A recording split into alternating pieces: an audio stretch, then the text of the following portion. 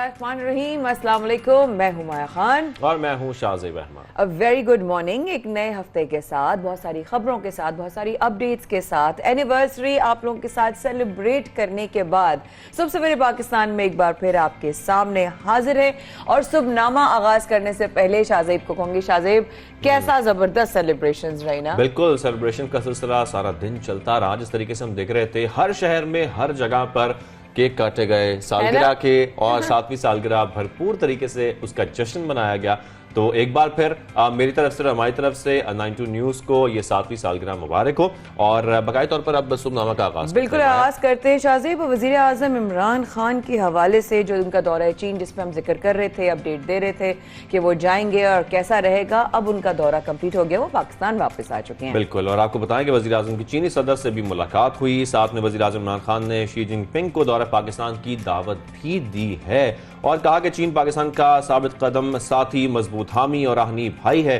साथ में जैसा कि माया बता रही हैं कि ये जो दौरा है वो मुकम्मल हो चुका है, वतन वापस भी आ गए हैं। वज़ीर आज़म ने चीनी सदर को ओलंपिक्स के नकात पर भी मुबारकबाद दी। ओह एब्सोल्युटली। शाह महमूद कुरैशी बोले, वज़ीर आज़म की चीनी सदर से तफसीली मुलाकात हुई है। सीपैक समेत अहम अमूर पर जो है वो मुफस्सल गुफ्तगू हुई। बाकी वज़ीर इत्तलात फवाद चौधरी का कहना है कि वज़ीर आज़म का दौरा चीन कामयाब रहा और साथ साथ और भी बहुत कुछ जो है वो इस दौरे में जो है मेरा ख्याल है अब उसके रिजल्ट्स नजर आएंगे आने वाले फ्यूचर में। बिल्कुल, जिस तरीके से वो कह रहे हैं कामयाब रहा, तो कुछ अरसे में जब वो वापस आ गए हैं तो अब उनसे सवालात भी होंगे किस तरीके से कामयाब रहा, क्या क्या वहां पर बातें हुई, क्या और कुछ कितनी हुआ। सारी अपडेट्स मिलेंगी। साथ साथ नैब में 24 साल पुराना केस खुल गया शाहज़ेब, किसका? बिल्कुल, साबिक वज़ीर आज़म नवाज शरीफ का, यानी कि कहा जा सकता है उनके लिए एक और मुश्किल खड़ी हो चुकी है, मुश्किलात में इजाफा हो गया है। और जैसा कि ये बताया जा रहा है कि जापान से लिया गया $25 करोड़ का फंड कहां गायब हुआ, इसकी अब तहकीकात की जाएंगी। और नैब ज़राए के मुताबिक जो कर्ज उतारो मुल्क सवारों अकाउंट में मुंतकिल होने का ये खदशा है, जो ये तमाम पैसे थे, और इस वजह से ये तहकीकात की जाएंगी। लेकिन साथ में आपको ये बता दें कि 1998 में सोशल एक्शन प्रोग्राम के लिए ये $25 करोड़ का फंड लिया गया था। तो अब तहकीकात का आगाज हो रहा है, उसके बाद नताइज कुछ सामने आएंगे। इतना बड़ा अमाउंट है शाहज़ेब, और उसका रिकॉर्ड गायब होना और अचानक से ये 24 साल बाद ये केस खुल जाना, ऑब्वियसली अब इसकी डिटेल्स भी आएंगे। बहुत सारे मौजूद पे आगे प्रोग्राम में बात करेंगे। मुल्की सियासत से जुड़ी कुछ और खबरें आपको जल्दी से देते रहते हैं कि एक दिन पहले मुखालिफ बयान ना देने पर इत्तफाक हुआ और अगले ही दिन तनकीद के नश्तर बरस पड़े। बिल्कुल, ये कुछ हम ऑपोजिशन की जानिब से देख रहे हैं कि एक दिन साथ खड़े होते हैं, मुखालिफ बयान ना देने पर इत्तफाक करते हैं, अगले ही दिन एक दूसरे पर जो है वो तनकीद की जा रही होती है। शाहिद खाकान अब्बासी पीपल्स पार्टी पर बरस पड़े। दूसरी जानिब हमने ये भी देखा था कि पीपल्स पार्टी की जानिब से भी तनकीद की गई है। और साथ में आपको ये बताएं कि शाहिद खाकान अब्बासी ने यह भी कहा कि सेनेट में गैर हाजिरी और बिल का पास होना पीपल्स पार्टी की गलती है, और ये तमाम गलती जो है वो पीपल्स पार्टी पर डाल दी गई है शाहिद खाकान अब्बासी की जानिब से। वही वाली बात कि लाइक शाहज़ेब सेट के एक दिन साथ होते हैं, अगले दिन फ्लिप आ जाता है। ये फ्लिप की वजह क्या है, ऑब्वियसली आप भी जानना चाहते हैं और हम भी इस पर प्रोग्राम में आगे बात करेंगे। अब प्रोग्राम का बाकायदा आगाज करेंगे सियासी मैदान में चलकर, क्योंकि सियासी मैदान में बहुत हलचल मची है और मुख्तलिफ बयानात, तनकीद, ये सब कुछ हम देख रहे हैं जो के सामने आ रही है। एक तरफ हम देख रहे हैं अपोजिशन मुत्तहिद हो रही है, कुछ बयानात आ रहे हैं जैसे कि शुभनामा में आपको बताया, लेकिन दूसरी जानिब तनकीद भी की जा रही है। अगर हम बिलावल भुट्टो साहब की बात करें तो मुसलसल बरस पड़े और उन्होंने अच्छा खासा जो है वो तनकीद का निशाना बनाया हुकूमत को। साथ ही ये भी कहा कि जब से ये सिलेक्टेड हुकूमत आई, डाला ये किया तो वो किया, बड़ा अग्रेसिव, बड़ा ही जा रहा है ना उनका इस वक्त जो है ना वो अंदाज जा रहा है, जो कि मैंने एक्चुअली इतने अरसे में बिलावल भुट्टो ज़रदारी का नहीं देखा, बट आई थिंक वो कुछ ज्यादा ही अब वो उनका जो प्रेशर है ना वो बिल्ड हो चुका है, जारहाना अंदाज उनका रहा। और साथ उन्होंने ये भी कहा कि जब से सिलेक्टेड हुकूमत आई है गुर्बत में इजाफा हुआ, महंगाई में इजाफा हुआ। लेकिन दूसरी जानिब हम ये भी देख रहे हैं कि शायद खाकान अब्बासी उनकी जानिब से भी कुछ तनकीद की गई है और वो पीपल्स पार्टी पर की गई है। और जैसे कि वो ये कह रहे हैं कि सेनेट में बिल पास होना, गिलानी की अदम मौजूदगी, ये पीपल्स पार्टी की गलती है। तो दूसरी जानिब हम दोनों तरफ से देख रहे हैं कि तनकीद का निशाना बनाया जा रहा है। साथ में पीटीआई हुकूमत को हटाने के लिए ऑपोजिशन में सब इकट्ठे हैं, सब कोशिश कर रहे हैं कि हुकूमत चली जाए। बिल्कुल ऐसा ही है, ये बहुत सारे मामला थे। हमने आपको शुभनामा में कहा था कि इस हवाले से हम आपको अपडेट देंगे प्रोग्राम में, और मेरा ख्याल है अब प्रोग्राम में अब पहले मेहमान को लेते हैं। हमारे साथ मौजूद होंगे आज सीनियर तज्जियाकार अदनान आदिल साहब। अदनान साहब अस्सलाम वालेकुम, शुक्रिया हमें ज्वाइन करने के लिए। सबसे पहले शाहिद खाकान अब्बासी साहब की बात कर लेते हैं। वो हुकूमत को बनाने के लिए अपोजिशन के मुत्तहिद होने का भी कह रहे हैं, लेकिन साथ ये पीपल्स पार्टी की सूबाई हुकूमत पर तनकीद भी कर रहे हैं। कैसे देखते हैं सारी सिचुएशन को? अपोजिशन मुत्तहिद बज़ाहिर तो उन्होंने आकर जरदारी साहब ने यहाँ पर मॉडल टाउन में शरीफ बरादरान के साथ और यकजहती का इजहार किया और खाना खाया। लेकिन बात यह है कि दाल तो वो अपनी लाए थे ना, मतलब ये इख्तलाफ भी है, कोई सारा कुछ मुत्तहिद नहीं है, अपना खाना साथ लेकर आए थे। तो खाकान अब्बासी साहब ने उसका थोड़ा सा पोल खोल दिया और कहा है कि देखिए आपकी गलती थी। इसका मतलब है कि नून लीग में यकसू नहीं है लोग। और ख्वाजा आसिफ तो पहले ही कई बार कह चुके हैं कि आसिफ जरदारी पर एतबार नहीं किया जा सकता, एतमाद नहीं किया जा सकता है, काबिल भरोसा नहीं है। तो मेरा ख्याल है मुश्किल होगा इनका सब साथ चलना। और आसिफ जरदारी और ये भी पहले बहुत तनकीद करते रहे हैं, बिलावल भुट्टो भी, आपने देखा होगा सोशल मीडिया पे मरियम के बयान भी माजी के चल रहे हैं, बिलावल के चल रहे हैं। ये सिर्फ एक प्रेशर टैक्टिक है।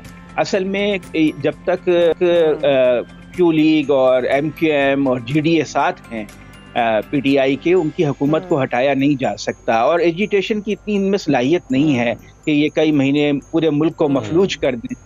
एजिटेशन उस वक्त कामयाब होता है जब पूरा मुल्क मफलूज हो जाए बहुत दिनों के लिए मुसलसल, और उसकी इनमें इतनी ताकत नहीं है। अवाम उसमें नहीं है कि वो इनके कहने पे पूरे मुल्क को बंद कर देंगे। हाँ, जो अदम एतमाद की तहरीक है वो अगर इत्तेहादी टूट जाए तो फिर कामयाब हो सकती है, उसका कोई चांस नजर नहीं आता। या रियासती इदारे इमरान खान के खिलाफ सिर्फ इस सूरत में अगर इत्तेहादी टूट जाए। अच्छा, साथ में ये बताइएगा नानाल साहब, जिस तरीके से हम पीपल्स पार्टी और नून लीग का जिक्र कर रहे हैं, सर दोनों पार्टीज का बयानिया बिल्कुल मुख्तलिफ है। ये अचानक दोनों पार्टीज को क्या जरूरत पेश आई मुत्तहिद होने की? देखिए, पाकिस्तान की सियासत में कोई असूल और नज़रियात तो है नहीं, ज़ाती मुफादात हैं, और वो भी चंद ख़ानदानों के। एक जरदारी ख़ानदान पीपल्स पार्टी पे हावी है, शरीफ ख़ानदान नून लीग पे। तो ये ख़ानदानी सियासत है और ये अपने ज़ाती मुफादात को कौमी मुफादात का लिबादा ओढ़ कर पहना कर तो अवाम के सामने पेश करते हैं। अभी ये है कि इनको रेलेवेंट भी तो रहना है ना सियासत में। इस वक्त तो अपोजिशन बिल्कुल ठुस हो गई थी, जैसे सेनेट में हुआ कि सेनेट वो स्टेट बैंक का बिल पास हो गया तो सब कहने लगे अपोजिशन तो कुछ भी नहीं है, ये तो इररेलेवेंट है। तो अब ये अपने आप को रेलेवेंट रखने के लिए और एक टेम्पो बनाने के लिए हुकूमत के ऊपर प्रेशर तो बिल्ड किए रखना होता है। आप देखें 3.5 साल से कह रहे हैं, मार्च में कहते हैं नवंबर में हुकूमत चली जाएगी, नवंबर में कहते हैं मार्च में चली जाएगी, मुसलसल। तो ये एक टेम्पो बनाना होता है अपोजिशन ने, और वो टेम्पो इन्होंने बनाया है।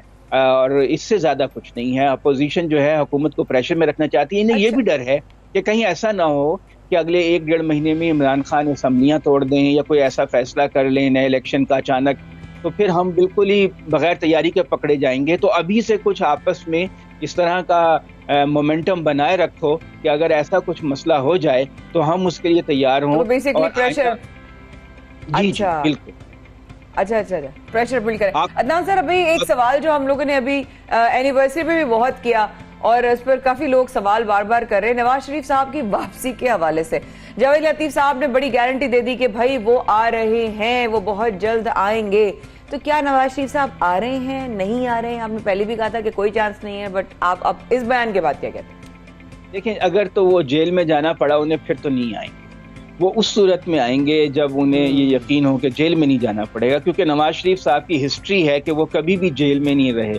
मुशर्रफ साहब के साथ भी जब वो जेल में जाना पड़ा तो फौरन डील करके भागे। इस मरतबा भी उन्होंने अपनी रिपोर्टें जैसी भी बनवाई और वो यहाँ से खिसक गए। तो अब अगर उन्होंने वापस ही आना था जेल में जाने के लिए, तो जाते क्यों? अब ये है कि वो समझते हैं कि अदलिया से अगर कोई ऐसा वक्त आ जाए साल में 6 महीने में कि जब उन्हें अदलिया से कोई ऐसा रिलीफ मिल जाए उनके केसेस में कि उन्हें अरेस्ट ना होना पड़े, तब वापस आएंगे। ये सिर्फ एक नफ्सियाती हरबा है, प्रोपेगेंडा मुहिम है नून लीग की अपने सपोर्टर्स को हौसला देने के लिए, क्योंकि वर्कर भी बेहौसला हो जाते हैं, घर बैठ जाते हैं।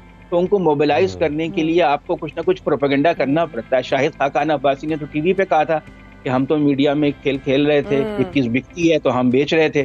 तो इस नवाज शरीफ का नाम बिकता है तो बेच रहे हैं। इससे ज्यादा कुछ नहीं है। जब तक नवाज शरीफ को यकीन नहीं होगा कि वो अरेस्ट नहीं होंगे, उस वक्त तक वो नहीं आएंगे। अच्छा, और अदनान साहब, क्योंकि नवाज शरीफ का जिक्र हुआ है तो हम आपसे ये सवाल भी कर लें, उनके लिए मुश्किलात आप समझते हैं कुछ बढ़ गई हैं? 24 साल पुराना नैब में एक और केस खुल गया है, जो जापान से $25 करोड़ का फंड लिया गया था, उसकी तहकीकात शुरू की जा रही है। देखिए, ये तो केसेस नैब के जब खुलते हैं, हमने देखा है कि माजी में भी तफ्तीश होती है, मगर कोई इतनी अच्छी तफ्तीश नहीं होती कि वो अदालत में प्रूफ कर सकें, या फिर वो जानबूझकर ऐसा नहीं करते। सियासी बुनियादों पर रियासत नहीं चाहती कि जो पॉपुलर लीडर हैं उनके खिलाफ केसेस जो हैं किसी ऐसे नतीजे पे पहुंचे कि अवाम में अनरेस्ट पैदा हो जाए। ये भी तो देखना होता है ना कि एक आदमी बेशक करप्ट है, लेकिन अवाम में इतना पॉपुलर है कि अगर उसके खिलाफ कोई बड़ी कार्रवाई होती है तो अवाम में कोई बेचैनी फैल जाती है, बदअमनी का खतरा होता है। तो फिर रियासती इदारे जो हैं उन केसेस के ऊपर उनको बैक बर्नर पर डाल देते हैं, उन्हें कोल्ड स्टोरेज पर डाल देते हैं। तो ये केसेस तो खुलते रहते हैं। अब देखना होगा कि इमरान खान कितने इफेक्टिव हैं और रियासती इदारे उनके साथ कितने मजबूती के साथ खड़े हैं और वो कितना इसमें उनका साथ देते हैं। अगर इमरान खान अकेले ये चाहते हैं कि एहतसाब हो अपोजिशन लीडरों का, फिर तो नहीं हो सकेगा जब तक हुकूमती इदारे और रियासती इदारे उनके साथ भरपूर तरीके से ना खड़े हों। और उनकी अपनी मसलहतें हैं, अपनी मजबूरियां। आपने देखा कि पाकिस्तान इस वक्त कितने मसाइल में घिरा हुआ है। टेररिज्म की एक नई वेव आ गई है, बलूचिस्तान में कितने दहशतगर्दी के हमले हुए, अभी कल जो है कुर्रम में हुआ है। तो ये एक बहुत बड़ा चैलेंज है पाकिस्तान के लिए कि जब बाहर से आपको एक तकरीबन जंग की कैफियत है ना, कि आपके मुल्क के अंदर हमले हो रहे हैं, उससे आपकी माशी तरक्की रुक सकती है, चीनी सरमायाकारी रुक सकती है, दुनिया में आपका इमेज खराब होता है। तो अभी आप इतनी बड़ी जंग लड़ रहे हैं, साथ ही आप अपोजिशन लीडरों के खिलाफ कोई केसेस जो हैं बहुत तेज कर दें और उनको सजाएं दे दें, इंटरनल डिस्टर्बेंस क्रिएट हो जाए, तो ये सब बातें भी देखनी पड़ती हैं। माशी तौर पे भी हमारे लिए बड़ा चैलेंज है। मईशत की कोई अच्छी सूरत हाल नहीं है। पाकिस्तान को ज़र मुबादला का बहरान रहता है क्योंकि हमारी बरामदात बहुत कम है। ये हमारा दायमी मसला है। तो अब भी हम बहुत ज़्यादा तिजारती खसारे का शिकार हैं। तो एक तरफ माशी चैलेंज है, दहशतगर्दी का चैलेंज है, फिर आप सियासी फ्रंट भी खोल लें। तो इसलिए मसलहत का तकाजा बाज़ औक़ात ये होता है कि अपोजिशन के ऊपर जो है ज़्यादा सख्ती से हाथ ना रखा जाए। अब देखना होगा कि इमरान खान जो हैं क्या वो इस बात को समझते हैं या वो अपनी जिद पे कायम रहते हैं। और फिर ये भी तो है ना कि करप्शन कोई एक सिर्फ सियासतदान तो नहीं कर रहे हैं ना, करप्शन तो पाकिस्तान में सभी तकरीबन कर रहे हैं। 80-90% लोग कर रहे हैं, सरकारी अफसरान हैं, उनकी करप्शन तो कोई नहीं रोक सका अब तक। और अगर आप करप्शन रोकते हैं वो काम करना छोड़ देते हैं, बिजनेसमैन पे हाथ डालते हैं तो वो सरमायाकारी छोड़ देते हैं। तो इसलिए सिर्फ सियासतदानों की करप्शन जो है उसके ऊपर बहुत ज्यादा जोर देने से कुछ ज्यादा फवायद हमें नहीं मिल सके। जी, आप कुछ कह रही हैं। फवायद हमें नहीं मिल सकते, बिल्कुल सही कह रहे हैं जी। Adnan sir, thank you much for your time. Senior तज्ज़ियाकार हमारे साथ मौजूद थे। अदनान सर हमेशा आते हैं और बहुत ही न्यूट्रल और बहुत ही अनबायस्ड सा जो है वो उनका एनालिसिस होते हैं। एंड आई एक्चुअली एंजॉय शाज़िब जब भी वो एनालिसिस देते हैं, उसमें समझ में आने वाली बात होती है। तो ऐसा होता है ना, कभी एनालिसिस ऐसे भी होते हैं कि बातें समझ नहीं आ रही होती, लेकिन अदनान सर की बातें बड़ी समझ में आती है। Thank you for your time sir. और अब प्रोग्राम में आगे बढ़ेंगे।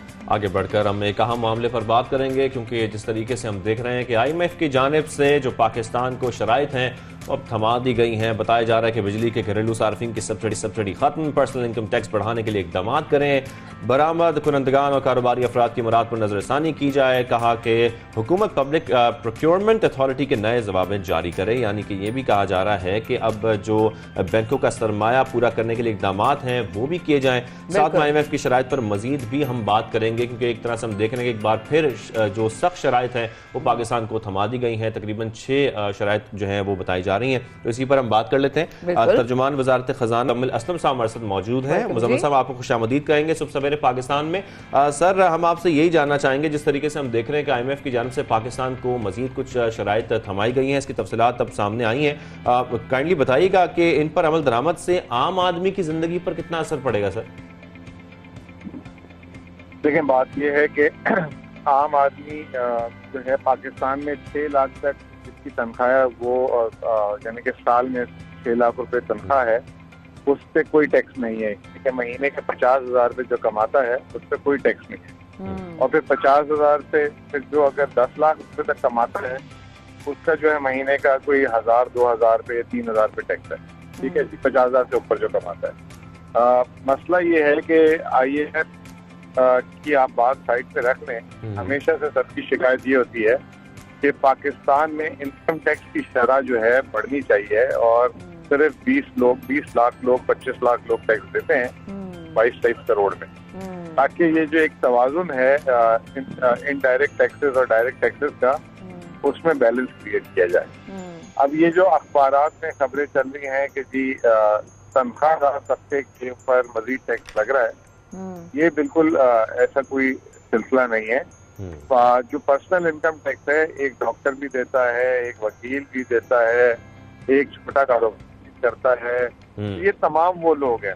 तो ये उसपे भी IMF ने हमें ये कहा है कि आप तजावीज बनाएं अपने हिसाब से, और फरवरी में आपने बनानी थी क्योंकि अगला बजट आएगा, ताकि उस पर आप जो है ज्यादा से ज्यादा लोगों को टैक्स नेट के अंदर शुमार कर सकें। बिल्कुल तो इसमें जी ये है इसकी। ठीक है महबूब साहब, बिजली के घरेलू सार्फिन की सब्सिडी अगर खत्म कर दी गई तो क्या बिजली महंगी हो जाएगी? देखें, बिजली में इस वक्त इस साल पिछले कई सालों की सबसे हाईएस्ट एवर सब्सिडी दी गई है, 650 से 700 अरब रुपए, और ये माजी में कभी नहीं देखी गई। अब इसमें प्रॉब्लम ये है कि कुछ लोग जो हैं, अब जैसे मैं हूँ, मैं सब्सिडाइज करता हूँ जो छोटा जो जिसे कहते हैं 200 यूनिट 300 यूनिट यूज करता है, मुझे जो बिल आता है वो 23 रुपए 24 रुपए 25 रुपए के हिसाब से आता है, ठीक है बिल। और ये जो 200-300 यूनिट यूज करते हैं उनको 4 रुपए के हिसाब से आता है, ठीक है जी। अब ये जो आबादी है, ये जो है 70% जो है इस तरह के 200-300 यूनिट यूज करते हैं, और उसकी वजह से क्या रहा है कि हुकूमत का एक बहुत बड़ा जिसे कहते हैं सब्सिडीज का बिल हो जाता है। अब इसको रैशनलाइज करने जा रहे हैं ये, और वो ये कह रहे हैं कि भाई अगर एक आदमी है, जैसे मिसाल देता हूँ कि एक मियाँ बीवी है और वो 2 लाख रुपए महीना कमा रहे हैं, लेकिन उसका बिजली के इस्तेमाल अगर 200-300 यूनिट है, क्योंकि छोटी फैमिली है, अकेले रह रहे हैं, तो उसको क्यों सब्सिडी मिले? ठीक है ना, एक हकदार को, मुस्तहिक को मिले। सही बात है। बहुत सारे दफ्तर ऐसे हैं जो करोड़ों रुपए कमा रहे हैं, लेकिन एक कमरे का दफ्तर है, तो वो लेकिन उनको सब्सिडी मिल रही है बिजली में, तो उसको रैशनलाइज करना है नंबर 1, और ये डायरेक्ट सब्सिडी की तरफ जाना है, बजाय ये कि ब्लैंकेट सब्सिडी जिसका 300 यूनिट से कम आए तो उसको 4 रुपए के हिसाब से दिए जा रहे हैं। अच्छा, इसमें मिसयूज भी हो जाता है कि एक घर है उसमें 3-3 मीटर लगवा लेते हैं लोग, 4-4 मीटर लगवा लेते हैं, ताकि किसी का 300 यूनिट से ऊपर बिल ना जाए, तो वो भी एक सरकार का नुकसान है। तो ये एक बेहतरी की तरफ जाने की वो है, कोई एक आम आदमी को मतलब इसमें मारने की नहीं है। और हुकूमत फिर आगे जो मुस्तहिक होगा, बिजली का बिल बढ़ेगा, तो वो उसको कहीं ना कहीं से डायरेक्ट सब्सिडी से कंपनसेट भी करेगी, लेकिन अच्छा, जो मुस्तहिक नहीं होगा उससे निकालना है। अच्छा मुजफ्फर साहब, साथ में आपसे ये भी सवाल मैं करना चाहूंगा, जिस तरीके से हम देख रहे हैं कि स्टेट बैंक की जानिब से एक रिपोर्ट जारी की गई है, उसके मुताबिक मौजूदा दौरे हुकूमत में जो चीनी सरमायाकारी है उसमें कमी आई है। सर, आप क्या समझते हैं इस बारे में, इसकी क्या वजह हो सकती है? देखिए, बात ये है कि सरमायाकारी जो है ओवरऑल अगर आप देखें तो इस 3 साल में जो 1.5 साल जो है कोरोना की नजर हो गए, पूरी दुनिया में ट्रैवल नहीं हो रहा था। अभी आपके हमारे वजीर आजम जो है चाइना गए, तो चाइना के वजीर आजम और सदर जो है 2 साल बाद हेड ऑफ स्टेट से किसी से मिले, तो और फिर ट्रैवल भी रुका हुआ था। तो ये जो एक पीरियड है जनरली जिसे कहते हैं स्लो डाउन का पीरियड था, और हमें जो हमारे जो माशी हालात थे पहले उसको हमने ठीक करना था। देखिए, सरमायाकारी लाने का मसला नहीं है। सरमायाकार जब आता है तो वो कहता है, जैसे अभी आप IMF की शराइत की बात कर रहे हैं, तो उसकी भी शराइत होती है। वो कहता है कि जी मैं प्रॉफिट पहले साल इतना लेके बाहर जाऊंगा, मुझे आप ये नहीं मना कीजिएगा, वो नहीं मना कीजिएगा। तो आपके मुल्क के हालात क्या है, आप उनको प्रॉफिट दे सकते हैं कि नहीं? अब जैसे छोटी सी एग्जाम्पल है कि चाइना ने बिजली घर लगाए CPEC में पाकिस्तान में, ठीक है। अभी वो बिजली घर फाल पूरे नहीं हुए, उनके प्रॉफिट्स बाहर बेचे थे, और वो जो सरमायाकारी अभी उसके जो समरात आना शुरू नहीं हुए, लेकिन उसके पैसे भेजने थे। तो वो हुकूमत के पास इतने वसाइल नहीं है कि इस वक्त जो है डॉलर ज्यादा से ज्यादा बाहर जाए। तो अब जो है हम CPEC का सेकंड फेज शुरू हो गया, कल ये गए हैं, 18-20 अरब डॉलर की कह रहे सरमायाकारी आएगी, जो कारखाने लगेंगे, क्योंकि सड़कें जो बनी, सड़कों से तो कोई आपकी आमदनी सही बाहर से जो आई है, ये तमाम चीजें जब कारखाने लगेंगे, तो जब वो सरमायाकारी करेंगे तो बाहर पैसे जाएंगे, तो कोई इशू भी नहीं होगा, क्योंकि वो कमा रहे होंगे। इंशाल्लाह। बहुत शुक्रिया हमें ज्वाइन किया आपने, तर्जुमान वज़ारत ख़ज़ाना मुज़म्मिल असलम साहब, और मेरा ख्याल है कि काफ़ी ज़रूरी बात थी शायद। बिल्कुल, ये तमाम बड़ी इंपॉर्टेंट बात थी कि किस तरीके से जो बोझ है वो किसके ऊपर आएगा अगर महंगाई में इजाफा होता है इन तमाम शराइत के बाद। यहाँ पर छोटी सी ब्रेक लेते हैं, ब्रेक के बाद दोबारा हाजिर होंगे और बहुत सारी चीज़ें आपको दिखानी है, बहुत सारी बातें आपको बतानी है।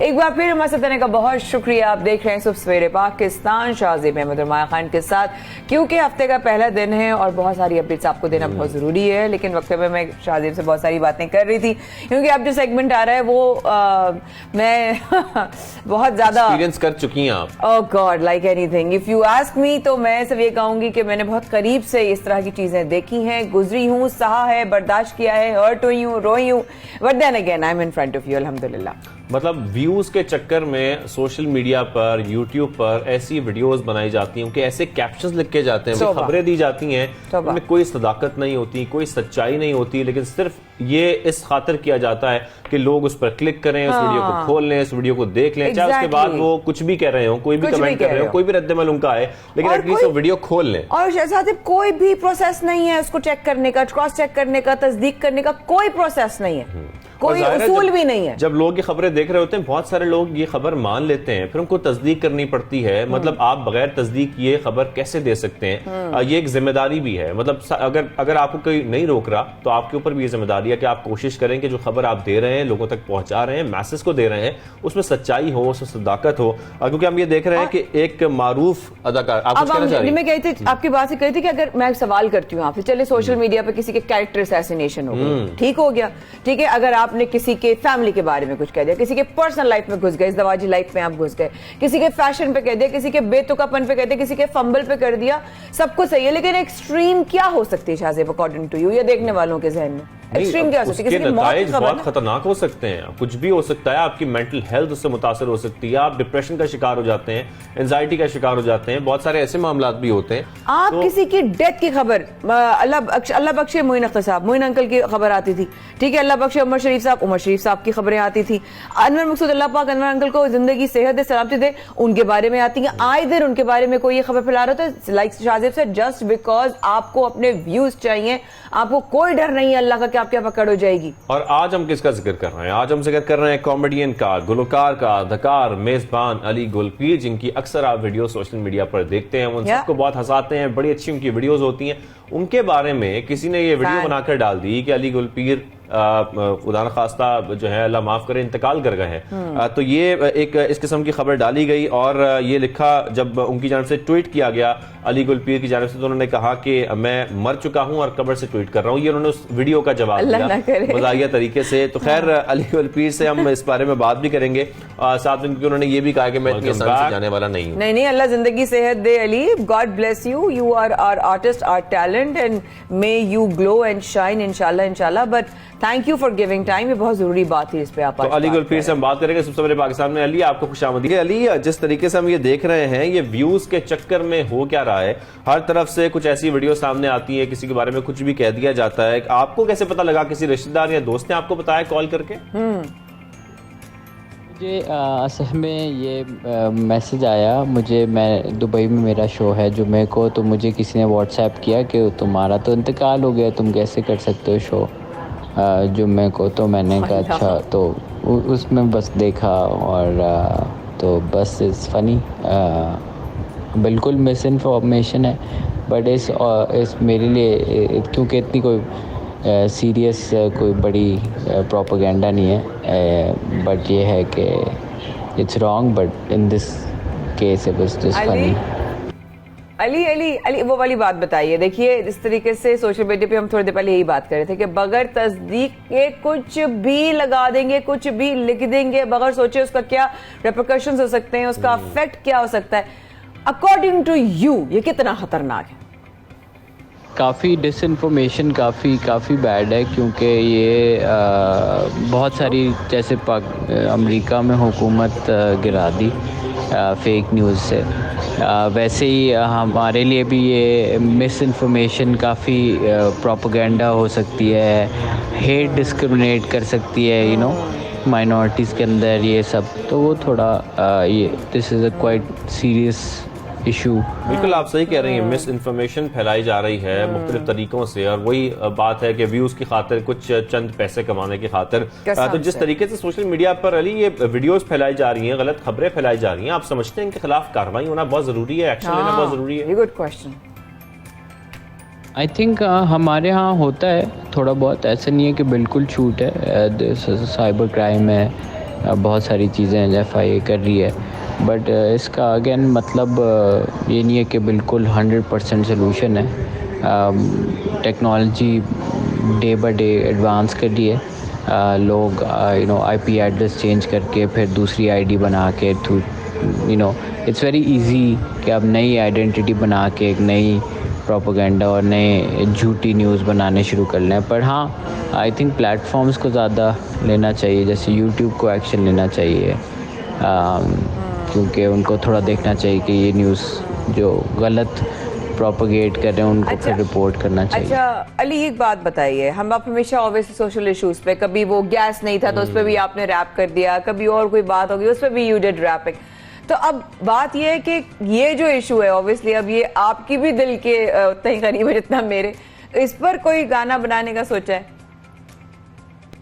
बिल्कुल, disinformation is a very important thing, but I think it's not, you know, because मेरा होता है funny take, I do a social satirical take on a certain issue. तो आई थिंक डिसइंफॉर्मेशन में ऑलरेडी इतना झूठ और एग्जैजरेशन और ये सब हैं, तो उसको एक सीरियस इशू की तरह लेके, और ये एक पुलिसिंग इशू है, ये एक रेगुलेशन इशू है, ये कंटेंट की हमारा इशू नहीं है क्योंकि हम तो नहीं कर रहे। ये जो गवर्नमेंट का इशू है या फिर जो प्लेटफॉर्म्स हैं, YouTube है, ये वो इनका इशू है।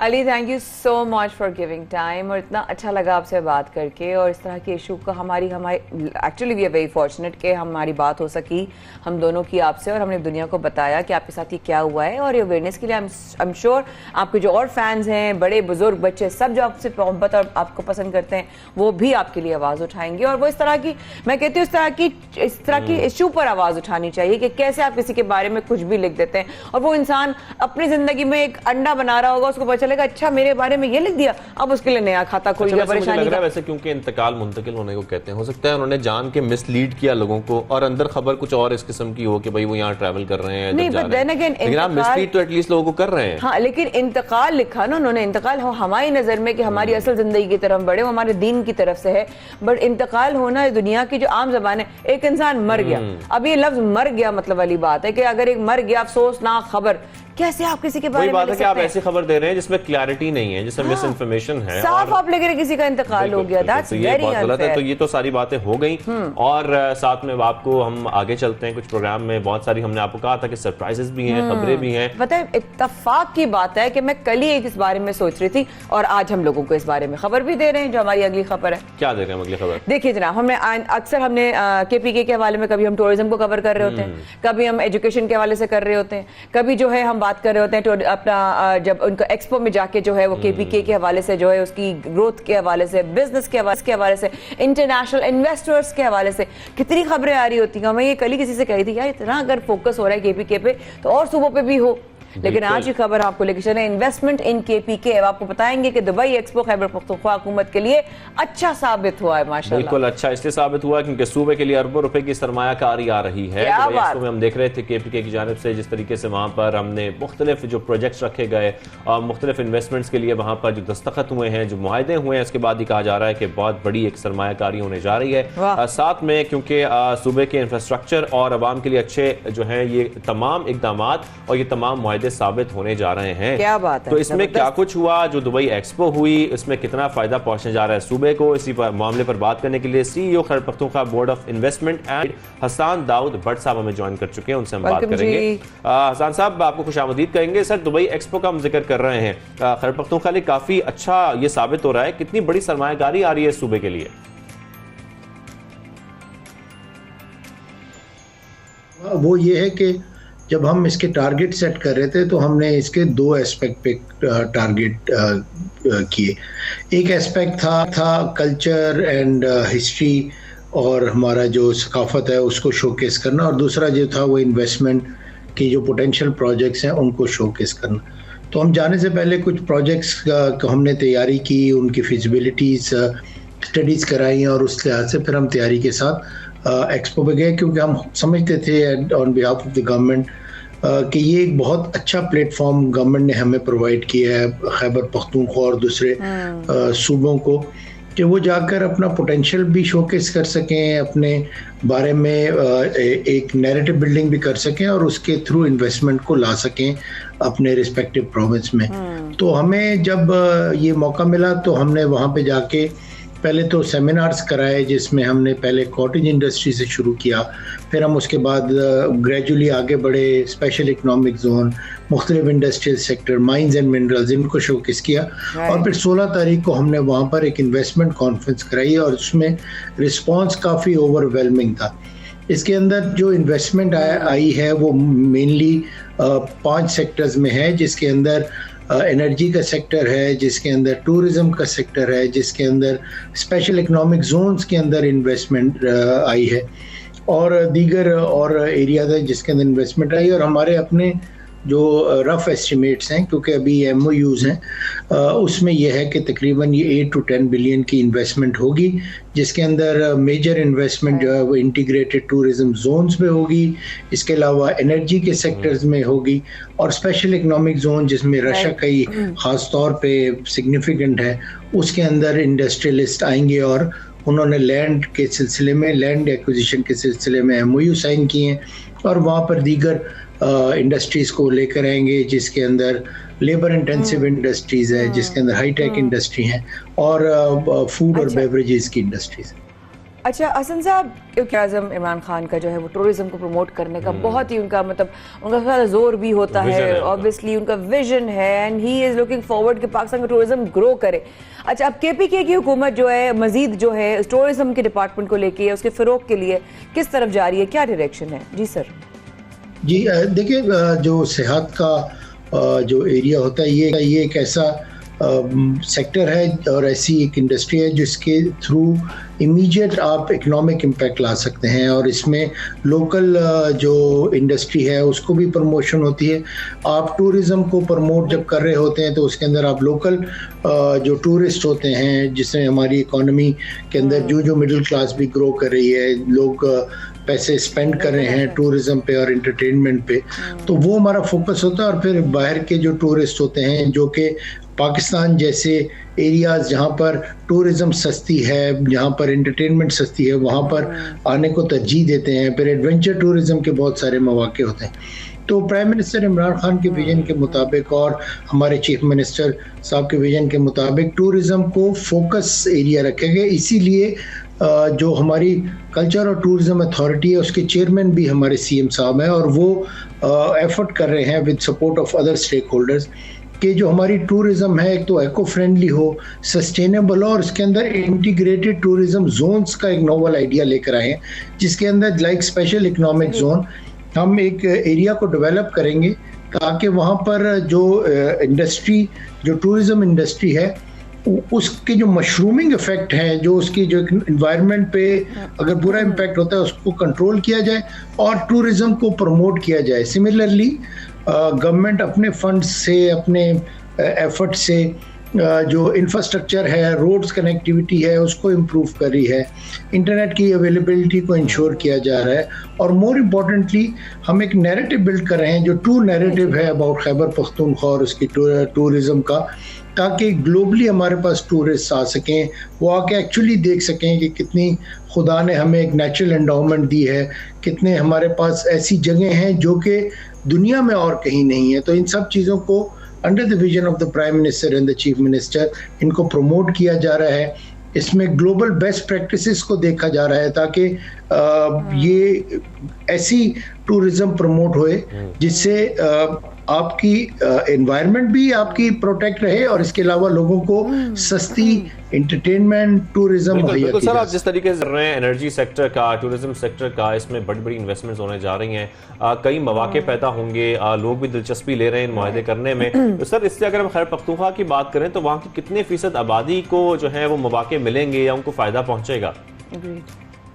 देखिए, जो टूरिज्म जो सेक्टर है हमारे मेन सेक्टर्स में से आता है, जिसके अलावा माइंस एंड मिनरल्स का सेक्टर है, लाइफ स्टॉक का सेक्टर है, इंडस्ट्री को भी हम थ्रू इंडस्ट्रियल पॉलिसी प्रमोट कर रहे हैं। तो मेरा ये ख्याल है कि ओवरऑल इकोनॉमी में जो इसका शेयर है उसको हम बढ़ाएंगे तकरीबन 25 से 35% तक, या मे बी मोर इसको बढ़ाएं, क्योंकि इसका इम्पैक्ट इमीडिएट आता है। आप कुछ मेजर्स लेके, डेवलपमेंट करके, कनेक्टिविटी ला के रोड और इंफ्रास्ट्रक्चर की, आप इमीडिएटली इकोनॉमिक इम्पैक्ट ले सकते हैं, जिससे ना सिर्फ गुर्बत मिटाई जा सकती है बल्कि लोगों को सस्ती तफरीह मुहैया की जा सकती है, और वो वहाँ पर आके अपने नेचर के करीब रहकर ना सिर्फ हमारी इकोनॉमी में कंट्रीब्यूट करेंगे बल्कि ओवरऑल जो नेशनल इकोनॉमी है उसमें भी अब जरा हसन साहब दुबई के बारे में बात कर ले। हम बहुत ज़्यादा सराहते हैं, कवर भी करते हैं, खुशी भी होती है, आप लोग बहुत अच्छा काम कर रहे हैं, इसमें कोई शक नहीं है, और मजीद ग्रोथ देखने की हमारी ख्वाहिश है, दुआ आप लोगों के साथ है। लेकिन बाय द टाइम ये दुबई एक्सपो ख़त्म होगी तो कौन कौन से गोल्स मजीद जो सब प्लानिंग में है वो आपको लगता है अचीव हो जाएंगे? जी, आपको शुरू में कहा कि TDAP ओवरऑल हमारा जो वहाँ पे पवेलियन है उसको लुक आफ्टर कर रहा है, लेकिन गवर्नमेंट ऑफ पाकिस्तान ने इनिशिएटिव लिया और उन्होंने तमाम सूबों को ये मौका प्रोवाइड किया कि वो जाकर शोकेस कर सकें अपना पोटेंशियल और इन्वेस्टमेंट अपॉर्चुनिटीज़।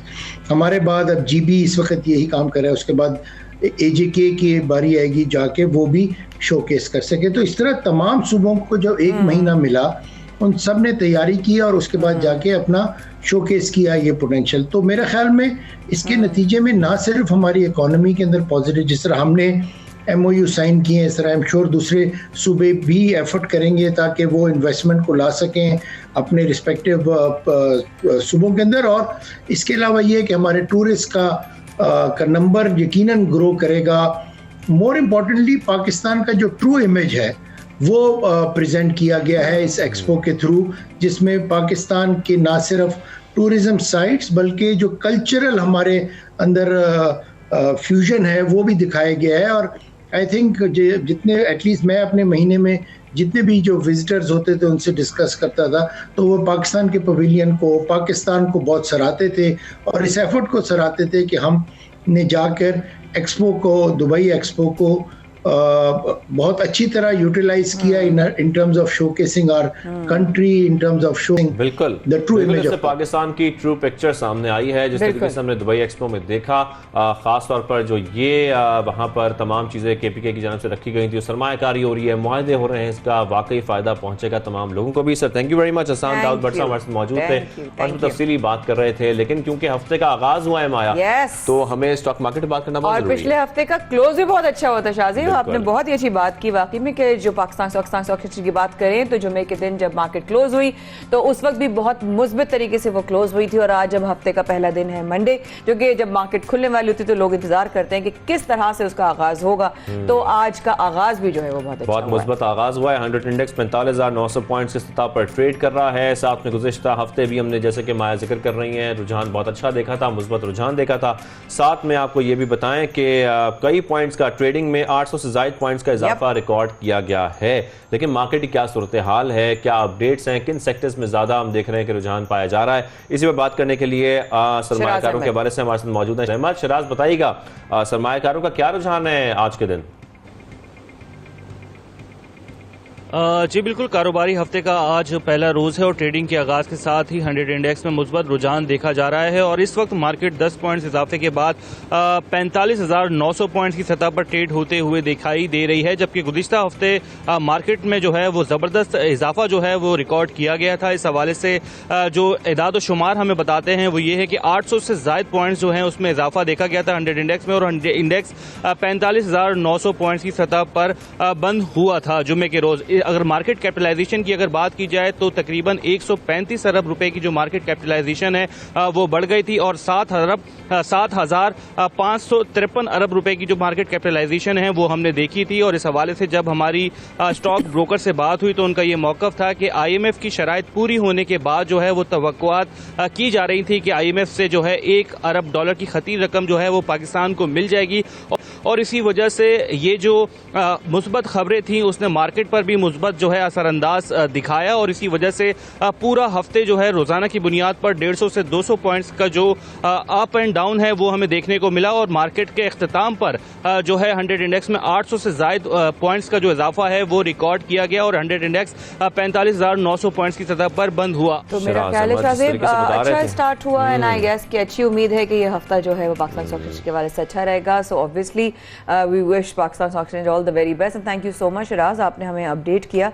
अब एक ऐसी खबर जिसने पूरी दुनिया में एक हैशटैग सेव रयान के हवाले से बहुत ज़्यादा जो है वो लोगों की दुआएं समेटी और बहुत ज़्यादा साथ था और बहुत ज़्यादा आपने देखा कि सोशल मीडिया पे बहुत एक्टिव हुआ। और ये बात हम कर रहे हैं उस बच्चे की जिसे बचाने की कोशिशों ने बैनुल अक़वामी तवज्जो हासिल की। लेकिन हुआ कुछ यूँ, if you don't mind I mean if I can continue, हुआ कुछ यूँ कि एक बच्चा मराकश में ये बच्चा कुएँ में 4 रोज़ पहले स्लिप हो गया।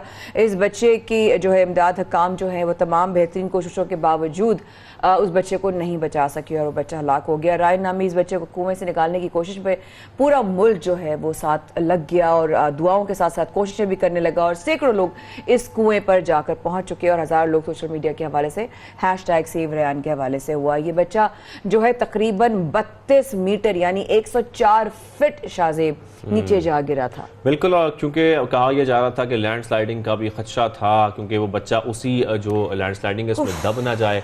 इन तमाम मुश्किलात की वजह से जो रेस्क्यू टीम्स थी वो पूरी कोशिश कर रही थी कि इस बच्चे को बाहिफाजत निकाला जा सके। यहाँ तक कि जैसे कि बताया जा रहा है कि 104 फुट नीचे वो जा गिरा था, उसके बावजूद वहाँ पर चीज़ें पहुँचाई जा रही थी इमदाद की, खाना पहुंचाया गया, खुराक पहुंचाई गई, ऑक्सीजन पहुंचाई गई, लेकिन श्योरिटी ये नहीं थी कि क्या वो बच्चा वो तमाम चीज़ें इस्तेमाल कर पा रहा है या नहीं। और इसी वजह से जो बच्चा है उसको रेस्क्यू कर लिया गया था, उसको निकाल लिया गया था। तमाम कोशिशों के बाद हमने जब देखा कि हुकाम बच्चे को हफ्ते की शाम निकालने में कामयाब हो गए थे, लेकिन उसके बाद जो एक ट्विस्ट आया वो ये आया कि उस बच्चे की हालत काफ़ी ख़राब थी और तशवीशनाक हालत थी, जिसके बाद ये देखा गया कि अचानक वो बच्चा हलाक हो गया। वो उसके वालिद साहब जो है वो कुएं में मुरम्मत का काम कर रहे थे जिसमें ये बच्चा गिरा था। तो बकौल वालिद के कि मैंने सिर्फ लम्हा भर के लिए अपने बच्चे के ऊपर से नज़र उठाई थी, आँख हटाई थी और मेरा बच्चा उसी वक्त जाके कुएं में गिर गया। 4 दिन तक वो बच्चा जो है उस कुएं में फंसा रहा। मतलब हम इमेजिन नहीं कर सकते कि 4 दिन तक वो बच्चे की क्या हालत होगी और किस तकलीफ से वो गुजरा होगा, बचाने वालों की क्या हालत होगी, किस तरीके से बच्चे का अगर कितनी भी कुछ भी होता वो बच जाता, मगर उसकी ज़िंदगी ही इतनी लिखी थी अल्लाह पाक ने। लेकिन जब वो उसको निकाला गया तो उसकी जो हालत थी वो लोगों को नहीं बताई गई थी, बट बाय द टाइम उसको निकाला था वो अल्लाह को प्यारा हो चुका था। उनका कहना था कि उन्होंने अपने बेटे पर से सिर्फ लम्हे तक के लिए ऑब्वियसली आँख उठाई थी। एक कैमरे की फुटेज में देखा गया जा सकता है कि बच्चा जिंदा था और होश में था, मगर उसके बाद उसे बच्चे की हालत जो है वो नहीं सही हो सकी। लाइक आई स्टैंड करेक्टर से शाज़ेब ने बताया।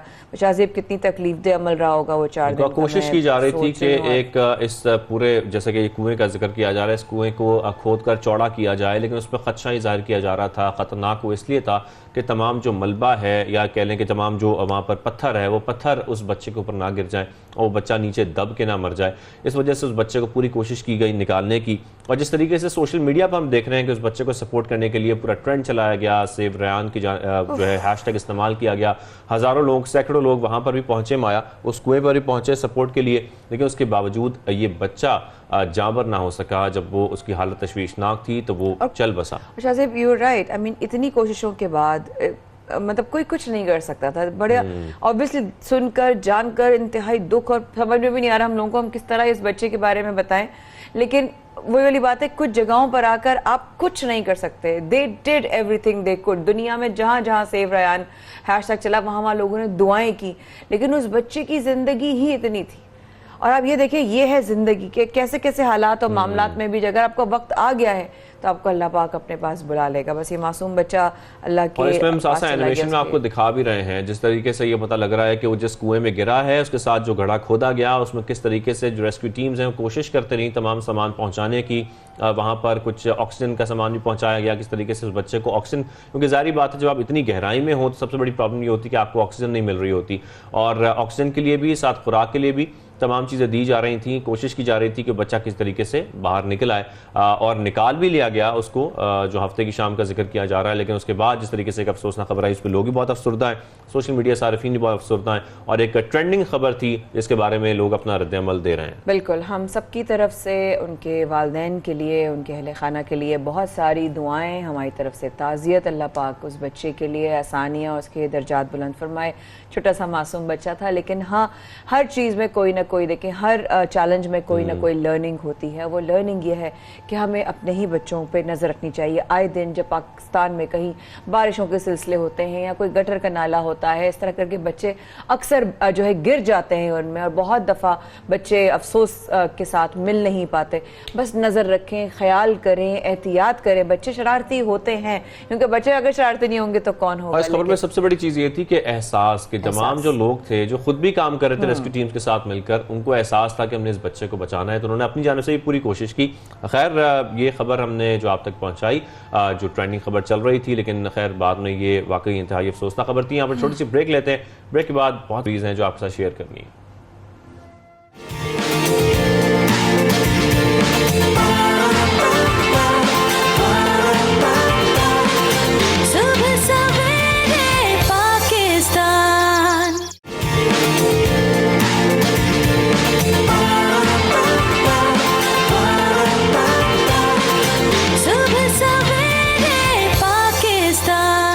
और शाहज़ेब, हम आगे कहाँ बढ़ रहे हैं? हम आगे कुछ और भी खबरें शामिल करेंगे, लेकिन हम जिक्र करने जा रहे हैं, आपकी मुलाकात करवाने जा रहे हैं माजी के बासलाहियत प्रोड्यूसर फनकार खुर्शीद सनी से भी, जिनके बारे में ये बहुत सारी जो बातें सामने आई कि दर दर की ठोकरें खाने पर वो मजबूर हुए।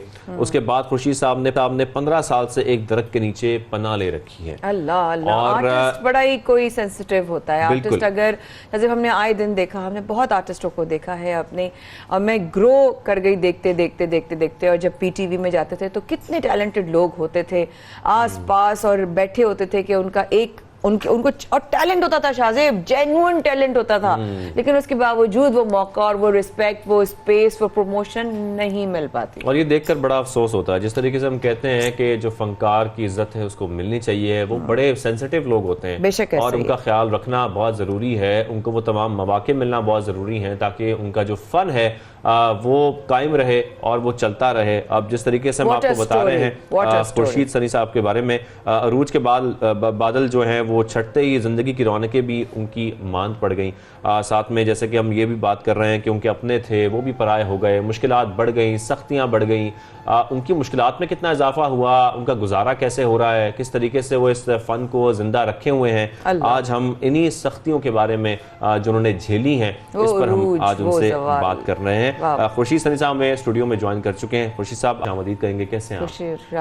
बिल्कुल ठीक ठाक। सबसे पहले तो मैं 92 चैनल का बेहद मशकूर हूँ कि इन्होंने मुझे कुछ कहने का, कुछ बोलने का मौका दिया। अब शायरी के सफ़र का आगाज़ जो है ऐसा है कि मैंने जो ना अक्सर सवाल करते हैं कि आपको सिंगिंग का शौक़ बचपन से था। मुझे हकीकत में लिरिक्स का 5 साल जो उसमें 5वीं क्लास से मैंने इब्तिदा की थी मिली नगमे से। एक कमर्शियल आता था अभी बैंक के हवाले से, अभी बैंक, मैंने कहा कि क्योंकि मैं पेंटिंग भी करता था, मेरी खताती अच्छी थी, तो 14 अगस्त की दीवारों पे मैंने नाम लिखा। मैंने कहा कि खुद भी ऐसे लिखना चाहिए नगमा। इब्तिदा मैंने मिली नगमे से की। तो फिर मैंने सर को जब सुना, प्रिंसिपल ने सुना, कहते हैं भाई छोटे से बच्चे ने सुनी ये मिली नगमा लिखा। कहते फिर बच्चों के साथ आप तैयारी करवाए। उसी तर्ज के ऊपर मैंने जब गाया, मुझे सराहा गया, पजीराई मिली, अवार्ड दिया, और छोटे से उस वक्त प्राइमरी स्कूल में। तो ये मेरी हौसला अफजाई जो है ना परवान चढ़ती है। फिर 8 क्लास में एक सिद्दीक सर होते थे, मैं उनके पास, फिर मेरी जो कुछ ज़ाहिर है उसमें गलतियाँ थी, मिस्टेक थी। सिद्दीक सर कहते बेटा इस तरह रद्दी काफ़िया, हम काफ़िया ऐसे होता है, इसके उज़ान ऐसे होते हैं, वो मुझे गाइड करते रहे। तो मिली नगमों से इब्तिदा, फिर सिलसिला चला काफ़ी। फिर मुझे एक बुज़ुर्ग उसमें मिले, कहते हैं आप देखो मिली नगमे लिखते हो, गानों की तरफ, कुछ अल्लाह ताला की तरफ, फिर मैंने हम तो नात भी ये भी सिलसिला शुरू किया। सुभान अल्लाह। तो करते करते फिर मैंने नात जो है, एक हाफिज़ ताहिर कादरी, इन्होंने मेरा मिलाद के हवाले से प्रोग्राम, एक कलाम मैंने खुद कंपोज किया था, मेरा दिल मदीना बना दे या रसूल अल्लाह, ये काफ़ी फेमस हुआ था उसमें।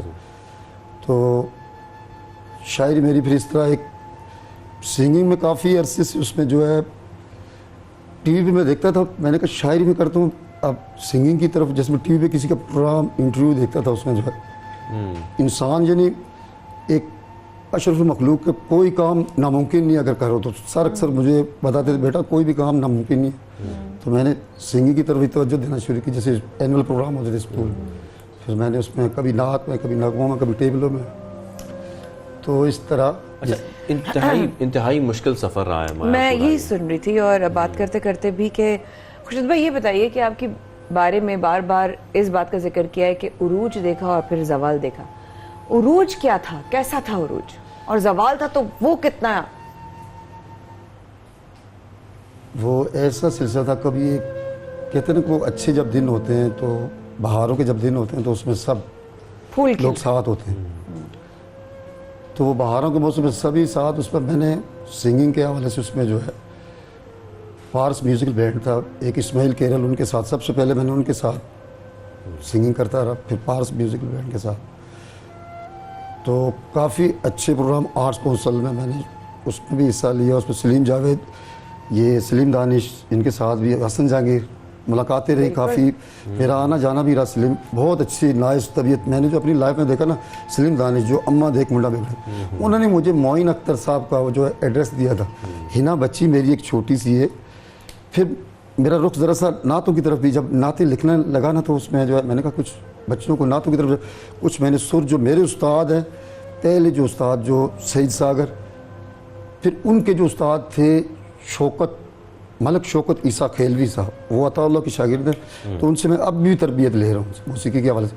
मैंने कहा जब ये एक मौसीकी सुर मुझे कुछ सीखे टूटे फूटे, यही सरकार की शान में, अल्लाह ताला की शान में, मनकबत मौला अली की शान में, क्या बात। वो फिर मैंने बच्चे कुछ, सादिया इकबाल मेरी क्यू टीवी की पहली नात ख्वां है जो शागिर्द स्टूडेंट, इतने साल में एक साथ जब होता है ना, एक फैमिली की तरह, जब अच्छे दिन होते हैं, बहारों में साथ होते हैं, जब खिज़ां आती है, मुरझा जाते हैं, पत्ते झड़ जाते हैं, तो फिर जब कोई पूछने के लिए आता नहीं, उस वक्त वो दुख होता है मेरी। फिर भी क्योंकि शागिर्द जो होते हैं बच्चे औलाद की मानिंद होते हैं। तो दरख्त तक कैसे पहुंच गए खुर्शीद भाई? दरख्त का सिलसिला वो अभी ऐसा है कि बस ज़िंदगी में कुछ ऐसे हादसात होते हैं, उसमें जो है ना जीवन साथी भी वो ऐसे मिला के उसमें जो बड़ी वो लंबी कहानी में मुख्तसर अल्फाज में ये कहूँगा, जो मैंने सोचा था मेरा जो आइडियल, जैसे एक चेहरा एक ज़हन में सोचता ना मेरा आइडियल ये, मगर वो ज़िंदगी में जब आए तो हालांकि मैंने एक तर्स करके जो है, सीधी सच बात बताऊं कि वो डाइवोर्स हुई थी, छोटा सा बच्चा था उनके साथ। हालांकि अब सच में बताऊं, दिल जैसे मैं अक्सर फिल्म में देखता था, मैं मेरे फेवरेट जो अदाकार नदीम साहब, उनकी शख्सियत से मैं बड़ा मुतासिर हूँ उसमें जो। तो जैसे बहुत सी ऐसी फिल्में होती थी, जैसे किसी के साथ छोटा सा बच्चा, तो उसमें इस तरीके से सिलसिला रिश्ता हुआ था, मगर वो उनकी नीयत कुछ शायद और थी अंदर, जैसे नहीं ये गरीब सा है, इसके साथ सिलसिला करके बाद में जो फिर वापस वहाँ जाना, जैसे वो कहते हैं अलाला करना। पहले बहुत अच्छे दिन गुजरे, फिर दिन ब दिन वो हालात, उन्होंने ऐसे कपड़े ले जाना शुरू कर दिया। मैंने उनकी उसमें से एक मेरा बेटा भी है, तो ऐसा कर दिया कि बस मैं 8 साल तक मैंने जो है ना नहीं देना चाह रहा था, लेकिन मैंने कहा आप वापस आ जाए, मगर उन्होंने जो है ना बस समझे नहीं उसमें चीज़ जो एक जिंदगी। आप इस जगह रहते हैं, आपका ये बिस्तर देख रही है हम लोग। जब तक मेरी वालदा हयात थी उसमें जो है ना, उस वक्त तो बहुत अच्छा, वो मैं बड़ा एक वालदा साहब का लाडला था। वो अक्सर मुझे देखती थी, उसमें कहती थी बचपन में आपकी पता नहीं क्या पेशेंट, आप सिंगिंग की तरफ, तो वो ज़रा सिंगिंग से चिढ़ती थी, नातों की तरफ जो है मैं करता फिर खुश होती थी उसमें। वो ज़रा गुस्सा करती, कहती ये क्या है। मैंने कहा नहीं, ये एक फ़न है, फ़नून लतीफ़ा के हवाले से देखो, इसमें बहुत से लोगों ने डिग्री हासिल की। हमारे पाकिस्तान में कितने ऐसे नामवर, जैसे नुसरत फ़तेह साहब है, मेहंदी हसन साहब है, गज़ल गायक के हवाले से मसूद राना है, इस तरह बहुत से, उसमें मैडम नूर जहाँ जो एक मैं लाहौर में गया था, कहते हैं कि अगर पूरी दुनिया में देखा जाए ना, देखो एक लेडीज फीमेल है, उसने लोगों को बताया कि गाने की फीलिंग क्या होती है, हाथों के इशारे से क्या होता है, उनके होंठ, उनकी आंखें, उनका चेहरा बात कर रहा होता है कि अगर खुशी की फीलिंग्स है ये, अगर गमगीन है उसके चेहरे पे उदासी होगी। ये मैडम ने लोगों को पूरे वर्ल्ड में बताया कि ये फीलिंग उसकी ऐसे अंदाज होता है, खुशी का, गम का, इंतजार का। तो कुछ सुना दें हम खुर्शीद भाई हमें, जब इतना जिक्र कर रहे हैं आप और इस तरह आप कैफियत हमारी भी अपने साथ ही वो आप तारी कर रहे हैं, तो कुछ सुनना यहाँ लाजिम है फिर। अच्छा, कोई अपनी चीज सुनाऊं या कोई मैडम के? मैडम का सुना, मैडम का जिक्र कर रहे हैं। मैडम मुझे एक मस्ती वाला सॉन्ग जरा सा अक्सर मुझे फरमाइश है, तो मैं वो सुनाता हूँ। जरूर जरा मेरा थोड़ा सा अंदाज, मैडम को हम तो वहाँ पहुँच नहीं सकते, वो हमारे लिए वो एक अकेडमी है, वो एक स्कूल है, वो एक कॉलेज है, वो उस तक हम छू नहीं सकते, मगर जरा सी उसकी थोड़ी सी महक, उसमें खुशबू हम साथ लगा सकते हैं थोड़ी सी, मगर उनके हम पाँव की खाक नहीं है। मैडम हमारे लिए पूरे वर्ल्ड। तो इजाजत है आप लोग? प्लीज।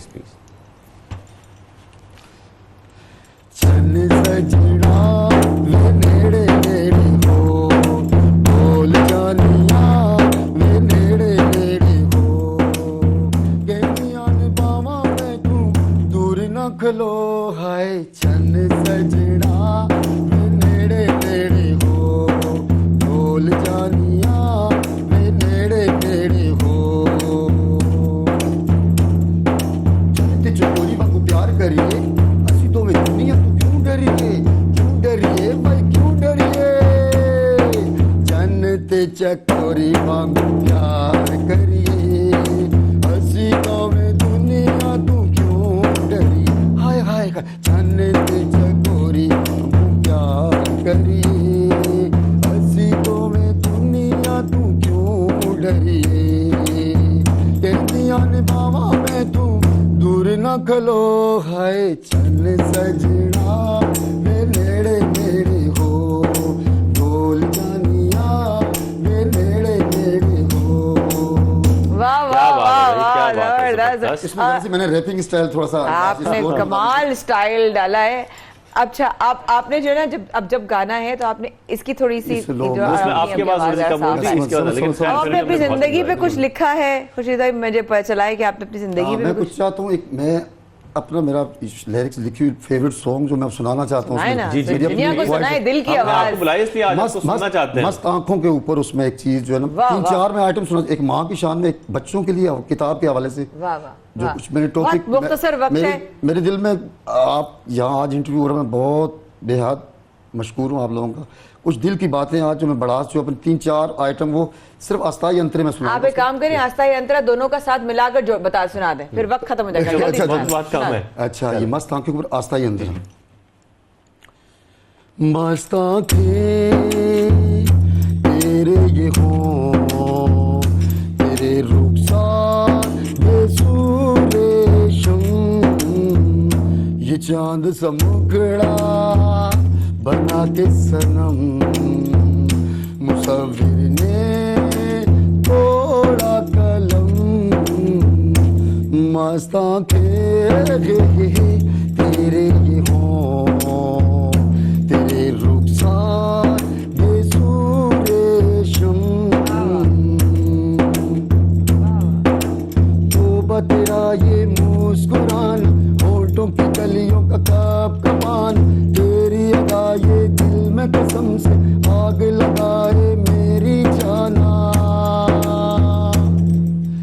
तौबा तेरा ये मुस्कुराना, होठों की कलियों का कब कमान, तेरी अदा ये दिल में कसम से आग लगाए मेरी जाना, इजाजत हो अगर अब की चुरा लूं कलियों से मैं शबनम, मस्त आंखें तेरे ये हो, तेरे रुखसार बेसूरेशम, ये चांद सा मुखड़ा बना के सनम, क्या बात है, मुसव्विर ने तोड़ा कलम, ला ला ला ला, हे हे हे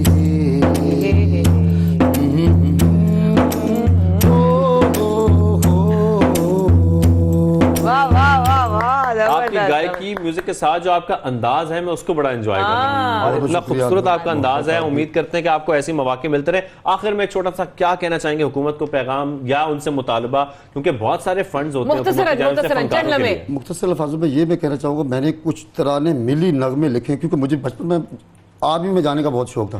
मैं वहाँ लाहौर में मैंने मुख्तसर में बता रहा हूँ उसमें मैंने 6 महीने रहा हूँ, इसलिए भाई मेरे जो बड़े आर्मी में थे मगर वहाँ 1 महीना ऊपर ओवर एज हो गई थी। नेवी में अप्लाई किया मगर मेरी ये ख्वाहिश है आखिर ISPR से मेरी इल्तिजा रिक्वेस्ट है कि कुछ तराने मैंने लिखे मैं गाना चाहता हूँ, कुछ सिंगरों से गवाना चाहता हूँ, उसकी कंपोजिंग की है, कुछ मेरे उस्तादों ने की है, सईद सागर, मलिक शौकत ईसा खेलवी साहब उन्होंने की है, शहजाद साहिल उन्होंने की है, मैंने खुद अपनी कंपोजिंग। मैं चाहता हूँ उन तरानों को जो है ना ये पाकिस्तान के जियाले जो मुजाहिद हैं जिन्होंने पाकिस्तान रिकॉर्ड करवाना चाहते हैं वो रिकॉर्ड करवाना चाहते हैं। बहुत शुक्रिया आपने हमें ज्वाइन किया। बिल्कुल, अल्लाह आपके लिए बहुत अच्छे मामलात फरमाए। और PSL अब रवाना हो रहा है कराची से लाहौर की तरफ।